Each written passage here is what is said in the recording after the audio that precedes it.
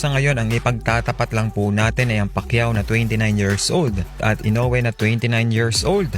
Naging 29 years old po si Pacquiao noong taong 2008. Ibig pong sabihin nito ay taong 2008 pababa lang po ang isasama natin sa mga listahan ng nagawa ni Pacquiao. Sino nga ba ang mas madaming naabot at napakita sa edad na 29? May ipapalag nga ba ang 29 years old na Manny Pacquiao sa 29 years old na si Naoya Inoue? O di kaya naman ay manliliit lang ang hapon na ito sa mga nagawa ng nooy batang Manny Pacquiao? Simulan po natin sa kanilang boxing record. Si Pacquiao noong taong 2008 ay may kartadang 48 na panalo, 3 talo, 2 tabla, at 36 na panalo niya ay nanggaling sa knockout. Si Inoue naman ay hindi nakaranas ng pagkatalo. 24 wins, no losses, 21 wins coming by way of knockout. Para po sa inyo, undefeated record o mas madaming laban at panalo pero may 3 talo at 2 tabla. Ibibigay muna natin ang isang ito sa walang talo na si Naoya Inoue.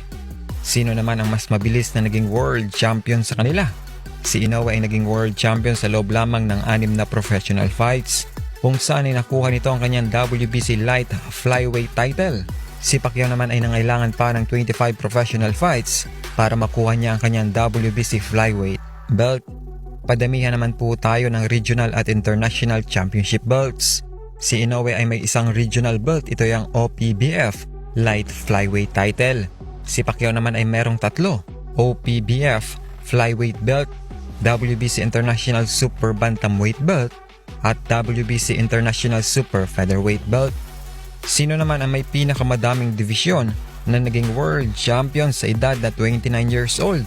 Si Inoue nga po ay naging kampiyon sa 3 divisyon. Ito ay sa light flyweight, junior bantamweight at sa bantamweight. Si Pacquiao naman noong 29 years old siya ay 5 division world champion na. Nagkampiyon ito sa flyweight, super bantamweight, featherweight, super featherweight at sa lightweight. Susunod naman ay ang pagiging unified at undisputed champion.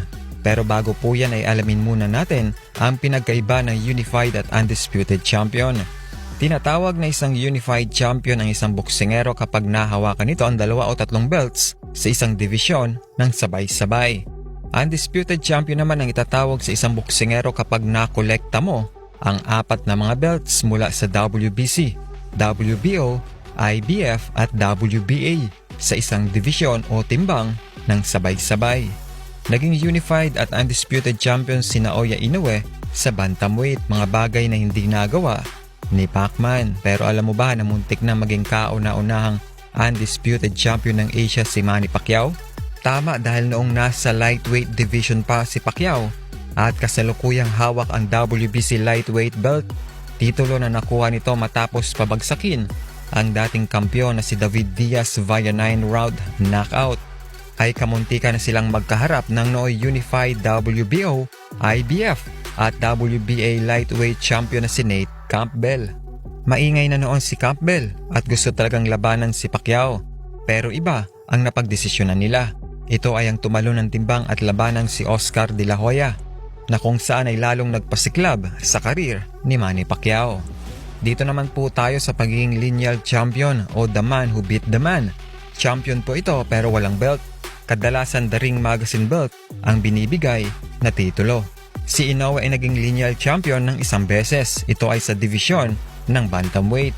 Si Pacquiao naman ay naging lineal champion ng 3 beses. Ito ay sa flyweight, featherweight at super featherweight.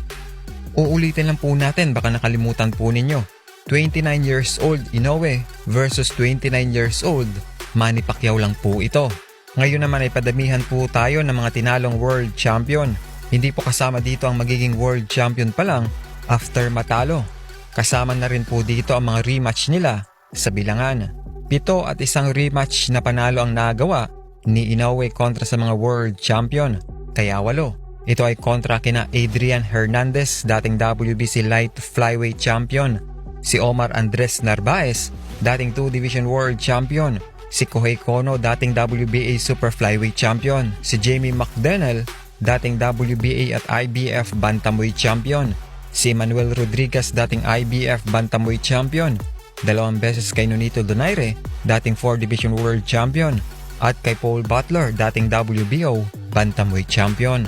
Si Pacquiao naman ay nagpadapa ng siyam na world champion at dalawang rematch na panalo, kaya 11 lahat. Ito ay kontra kina Satyai Sasakul, WBC Flyweight Champion, Lelo Ledwaba IBF Super Bantamweight Champion, Jorge Eliezer dating WBO at WBA Bantamweight Champion, 2 beses kay Marco Antonio Barrera dating Featherweight Champion, 2 beses din kay Eric Morales dating 4 Division World Champion, Oscar Larios dating 2 Division World Champion, isa kay Juan Manuel Marquez dahil tabla yung resulta ng una nilang laban, David Diaz dating lightweight champion at Oscar De La Hoya dating 6th Division World Champion. Padamihan naman tayo ng mga kinitang pera. Magiging mabait po tayo kay Inoue sa usapang ito.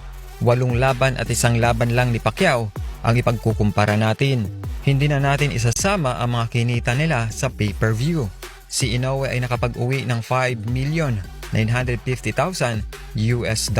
o hindi bababa sa 325 million pesos mula sa laban niya kay McDonnell hanggang kay Butler.